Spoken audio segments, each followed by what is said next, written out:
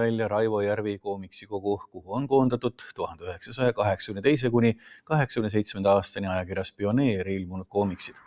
Kaante vahel on koondatud digitaalselt taastatud koomiksid Võitlus tule pärast ja Muinasjutt tulipoisist. Kogumiku koostaja Marek Liinev ütles, et kogumikust jäid välja 1990. aastatel ilmunud koomiksisari Kass Arturi seiklused, sest see on mõeldud nooremale lugejale ega sobinud seetõttu hästi raamatusse. See on nostalgialaks, see on kindlasti. Noorem publik ilmselt ei oska seda hinnata. Esiteks nad ei tunne Raivo Järvit.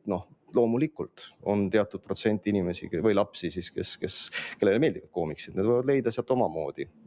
Retro-koomiksina nii-öelda. Kuigi ma arvan, et see koomiks teeks ka praegu kaasaegsetele kunstnikele nii-öelda silmad ette mõnes kohas. Tema peamine sihtgrupp on mehed, alates 35 kuni 45. See on nüüd siis see tipp ja sealt edasi 50. Aga tegelikult on ka ta seenioritele, kes siis ütleme minusuguse põlvkonna jaoks olid emad-isad, eks ju, et ka nendel seenioritel oleks mõttekas näiteks oma lastelastele kinkida, võib-olla saab sellest nutisõltuvusest ka natikene kõrvale hiilida.